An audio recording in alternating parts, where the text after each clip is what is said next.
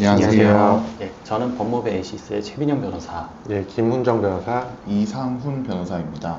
네, 오늘 다뤄볼 주제는 카메라 등을 이용한 촬영죄, 불법 촬영 혐의를 받고 있는 분들이 반드시 알아두시면 좋을 내용들 위주로 오늘 영상을 찍어보려고 하고요. 압수수색 어떻게 받는지, 무조건 포렌식을 하는지, 그리고 합의를 하면 과연 처벌을 피할 수 있는지 이런 부분에 대해서 많이 궁금해 하시는 것 같습니다. 먼저 그 카찰은 어떤 범죄이고 어떤 경우에 처벌이 되는지 이 변호사님이 좀 말씀 주시겠어요? 카메라 등을 이용한 촬영죄는 성폭력 범죄의 처벌 등에 관한 특례법 제14조에 규정되어 있는 범죄입니다.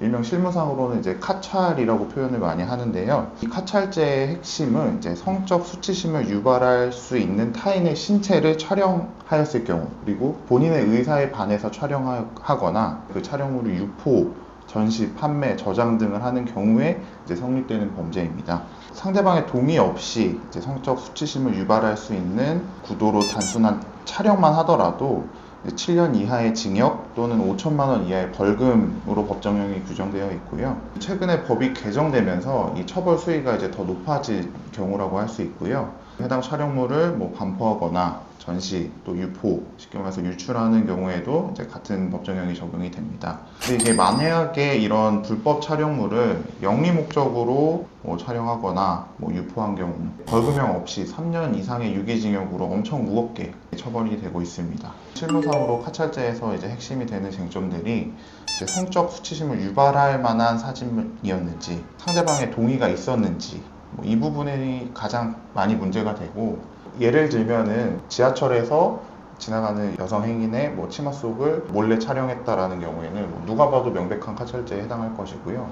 헬스장에서 찍은 사진이 만약에 문제가 됐을 때, 헬스장을 이용하는 여성의 뒷모습이 촬영되어 있다고 해서 그 촬영물이 문제가 됐을 때는 사실 촬영의 동기나 의도, 그리고 어떤 구도로 촬영이 되어 있는지 이런 부분들에 따라서 성적 수치심을 유발할 만한 사진인지, 그리고 타인의 동의가 필요한 사진이었는지 이 부분들이 쟁점이 될 수 있을 것 같습니다. 가장 많이 문제되는 케이스는 이 경우인 것 같아요. 연인 간에 이제 촬영했던 사진이나 영상물이 이별 후에 문제가 됐을 때 불법 촬영물로 볼 수 있는지, 이 부분과 관련해서는 촬영 자체는 동의가 있다고 하면은 가지고 있었다 라고 했을 때는 문제가 되지 않을 수 있는 경우가 있어요. 근데 주변 지인에게 전달이 됐다든지 유출이 됐다든지 의도적으로 유포를 했을 경우에는 그 촬영 당시에는 당사자 사이에 동의가 있었다고 하더라도 그 이후에 유포나 전달하는 과정에 대해서 동의가 없었다면 그건 명백하게 불법이 되고 범죄 행위가 되는 것이기 때문에 실제 사례에서 문제가 됩니다. 그 촬영의 동의와 이제 유포의 동의는 명백히 다르기 때문에 촬영을 당시에는 동의를 하고 하더라도 헤어졌을 때 그 이후에 유포하는 거, 이런 부분도 사회적으로 문제가 됐기 때문에 유포할 당시에서도 상대방의 동의 여부가 있었는지 여부에 따라서 처벌하는 어떤 그런 입법례가 있었던 거 참고해 주시면 좋을 것 같습니다. 몰래 찍었냐, 그것뿐만이 아니라 언제 어떤 방식으로 피해자의 신체 부위를 부각해서 근접 촬영했다든지 확대했다든지 이런 것들이 많이 고려가 되는 것으로 보이고요. 촬영물을 유포했다거나 상업적으로 이용했다든지 이런 것들의 경우에는 실형 가능성도 있다라는 거, 이 부분도 감안을 해주시면 좋을 것 같습니다. 현행범으로 체포되거나 피의자로 입건됐을 경우에는 어떤 수사 절차가 진행되는지 이 부분도 많이 궁금해 하시는 것 같거든요. 길거리나 지하철 이런 데서 촬영 행위를 하다가 발각이 돼가지고 피해자가 직접 신고를 한다거나 지나가는 행인이 신고를 한다거나 또는 이제 잠복 수사를 하는 지하철 경찰 분들이 계시거든요. 주로 그런 상황이 발생이 되는데요. 공공장소에서 사람들을 찍다가 걸린 경우는 현행범으로 체포가 되는 게 일단 일반적인 프로세스예요. 그러니까 그 상태에서 인적 상황 확인하고 집에 돌려보내지는 않고요. 바로 경찰서에 가서 일정 시간 동안 유치장에 갇혀 있다가 그 상태에서 조사를 받게 되는 경우가 많거든요. 카찰죄 같은 경우에는 범행의 특성이 그날 있었던 그 사건만 존재하는 게 아니라 대부분은 그 전에 많은 어떤 카찰 행위가 있다가 처음 걸리게 되는 경우가 많거든요. 그 전에 있었던 카찰 행위에 대해서도 여죄 수사를 하는 게 보통이에요. 일반적으로 다 그렇게 하거든요. 근데 그 여죄 수사를 하려면은 그 범죄에 이용했던 기기, 이제 대표적으로 스마트폰이죠. 압수를 하거나 아니면은 이미 제출을 받아서 그 핸드폰을 포렌식 조사를 합니다. 피의자들은 카찰을 하는 습벽이 있기 때문에 그 전에도 그 다수의 촬영물이 발견되는 경우들이 많거든요. 근데 이제 중요한 것은 피의자나 피의자의 변호인이 그 포렌식을 하는 과정에 참관을 할 수가 있어요. 근데 사실은 참여하는 게 더 유리한 경우가 많기는 하거든요. 그 이유가 여죄가 있다고 이제 변호인과 상의가 됐을 때 다른 촬영물의 범위를 좀 줄이고 싶다라는 취지에서도 그 의미가 일단 하나가 있고요. 그리고 또 하나는 포렌식 절차에서 만약에 참여를 하지 않으면 나중에 2차 조사 과정에서 내가 어떤 혐의로 질문을 받게 될지 예상을 할 수가 없어요. 그러니까 수사관은 이제 포렌식을 해서 이 사람이 과거에 이런 사진도 찍었고 뭐 저런 영상도 찍었고 불법 촬영물을 가지고 있었고 이런 거를 인식한 상태에서 추궁하려는 질문을 준비하는데 피의자는 어떤 것들이 지금 새로 포렌식을 통해서 나오게 되는지 알 수가 없는 상황이기 때문에 곧바로 조사를 가게 되면은 그 질문을 받았을 때 굉장히 당황을 할 수 있거든요. 그래서 포렌식 과정에서 수사기관이 어떤 새로운 증거나 어떤 새로운 정보를 뭐 포착하고 인식하게 됐는지 눈으로 확인하는 것만으로도 사실 의미는 있기 때문에 그걸 미리 대비를 하기 위해서 조사 때 어떤 질문을 어떻게 대답할지 그 전략을 세우기 위해서도 포렌식 절차 참관은 좀 필요하다고 하겠습니다. 증거를 체증하는 과정에서 여죄의 발생 가능성도 있고 그 여죄 부분도 동의하는 경우도 있기 때문에 원래 원칙은 포렌식 절차를 중지하고 별도의 압수수색 영장을 받아가지고 집행을 해야 되는 부분이 있거든요. 네. 이런 절차를 이제 변호사가 입회를 한다면 도움을 드릴 수 있다. 이렇게 요약을 하면 될 것 같습니다. 불법 촬영 혐의가 인정되고 가장 궁금해하시는 부분이 징역형 실형을 받을 수 있냐. 이 부분은 한번 설명해 주시겠어요? 모든 사찰제 사건이 실형으로 이어지는 건 아닙니다. 벌금형으로 처벌되는 경우도 많고 법정형 자체 벌금형이 일단 있으니까요. 유리한 양형 조건이 있을 때는 사실은 뭐 실형을 피할 수도 있는데요.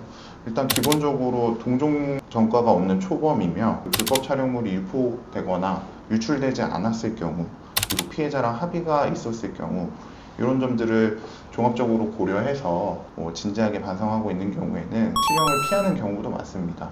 그리고 특히 수사 단계에서 이런 합의라든지 양형 사유들이 빠르게 현출이 됐을 경우에는 사실 기소유예가 되는 케이스도 있습니다. 과거에 비해서는 최근에는 이제 불법 촬영물과 관련된 범죄, 처벌 수위가 강화되고 있는 추세이기 때문에 예전에 비해서는 좀 높아진 경향이 있지만은 그래도 이런 아까 제가 말씀드린 양형 사유들이 있을 경우에는 충분히 실형을 피하는 경우도 이제 실무상으로 많이 있습니다. 반대로 불리한 경우는 초범이 아닌 경우랑 불법 촬영물이 유포나 유출됐을 경우인데요. 이 경우에는 이제 굉장히 불리합니다. 왜냐하면 피해자에게 이제 이뤄지는 피해가 추산할 수 없을 정도로 크기 때문에 강력하게 처벌하려는 경향이 있습니다. 최종적인 형량이라든지 처벌 수위는 사실은 재판을 어떻게 진행하느냐에 따라서도 또 가변적인 변수들이 있기 때문에 이런 상황에 처해 있다고 하면은 그 상황에 맞게 정확하게 진단을 해서 필요한 대응을 하는 게 사실 제일 중요합니다. 초범이고 유포의 정황이 없고 피해자와 합의를 했고 그리고 자신의 잘못에 대해서 깊이 진지하게 반성을 하고 있다. 이런 점들이 현출이 되면 벌금형을 받을 가능성이 높지만 정반대의 경우라면 어떤 실형의 위험성도 있다. 이렇게 요약을 할 수 있을 것 같고 다만 여기에서 주목을 하셔야 되는 부분이 벌금형, 집행유예 이런 것들도 다 형사처벌이거든요. 특히나 이제 성범죄로 형사처벌을 받는 거기 때문에 공무원 임용이나 취업, 비자 발급이나 이런 부분에서도 불이익을 받을 수 있기 때문에 이 부분도 신중하게 고민을 좀 하셔야 될 것 같습니다. 재판 과정에서 양형 부분에서 어떤 부분들이 주요하게 영향을 끼치는지 그 부분도 한번 말씀해 주시죠. 카찰죄라는 범죄는 한 차례에 걸쳐서 이뤄진 게 아니라 재범의 어떤 가능성이 있다고 우려를 하는 경우가 많아요. 그렇기 때문에 이 양형을 어떤 주장하면서 감형을 받기 위해서는 내가 재범의 우려가 없는 사람이다라는 것을 보여줄 필요가 있는 건데요. 법원의 어떤 이수명령이라든가 부가처분을 받기 전에 자발적으로 성적인 어떤 인식이랄까?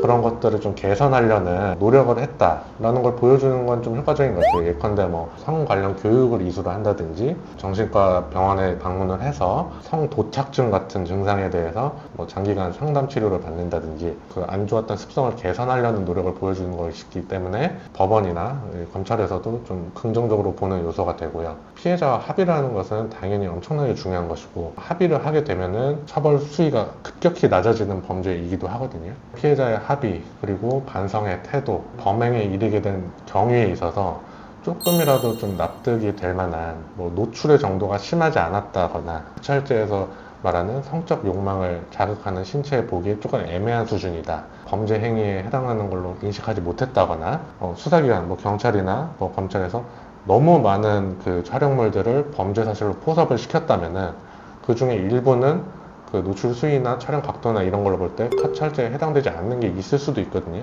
그런 거를 좀 줄이려는 노력을 한다거나 양형해서 좀 주장을 해볼 수 있을 것 같습니다. 상담을 해보면 불법 촬영 혐의를 받고 있는 의뢰인분들 중에서도 굉장히 좀 억울하신 분들도 많이 있거든요. 상대방 동의하에 촬영을 했는데 왜 이게 불법 촬영이 되는지, 그런 억울하신 분들이 상담 요청을 하면 어떠한 조언이 필요하다고 생각을 하시나요? 이런 케이스들이 이제 꽤 많이 있는데요. 기본적으로 카찰죄는 문제되는 촬영물이 어떤 내용인지에 따라서 많은 게 결정이 되는데 사실관계를 들어보면 정말 억울한 경우도 많이 있습니다.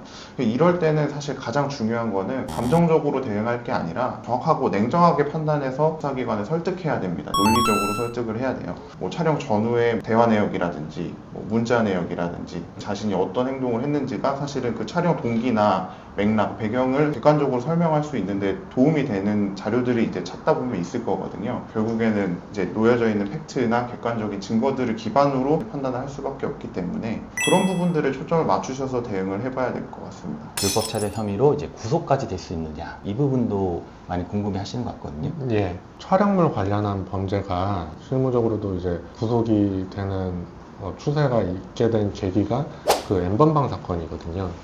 근데 N번방 사건은 이제 촬영물을 이용해서 협박을 했던 그런 경우잖아요. 그 촬영물 이용 협박죄가 구속 가능성이 굉장히 좀 높고요. 아까 말씀하셨던 유포가 된 경우, 피해가 확산된 경우는 구속 가능성이 굉장히 높다고 볼 수 있습니다. 미성년자를 촬영한 경우 구속 가능성이 높다고 볼 수 있고요. 촬영물만 가지고 사전영장을 받는 경우는 그렇게 많지는 않은데 그 촬영물이 예컨대 수위가 너무 높고 횟수가 너무 많다라고 하면은 그 경우도 구속이 될 수 있는 위험성은 좀 있다고 봐야 되고요. 스마트폰이나 그 찍은 카메라 외에도 다른 뭐 USB나 컴퓨터나 뭐 이런 데 옮겨놨다거나 뭐 이런 경우에는 그 사람을 이제 인신구속을 하지 않고는 뭐 유포가 될 위험성이 또 있기 때문에 피해자 보호를 위해서 또 구속을 하는 경우도 있거든요. 뭐 여러 가지 좀 복잡한 쟁점들이 있기 때문에 자신이 뭐 연루되고 있는 혐의가 제가 아까 나열드린 뭐 촬영물 이용 협박이라든가 유포라든가 미성년자 관련한 범죄가 결부가 돼 있다면은 일단은 사전영장을 통해서 구속이 되는 걸 막는 게 좀 필요하고 그 방법에 대해서는 그 사람마다 뭐 워낙에 다양한 사정들이 있기 때문에 그거는 변호사하고 상담을 좀 해보셔야 됩니다.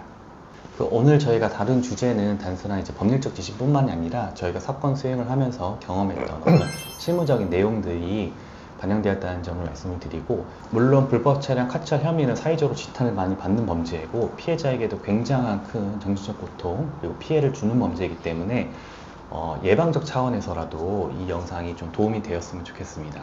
오늘 영상은 여기까지 하겠습니다. 감사합니다. 감사합니다.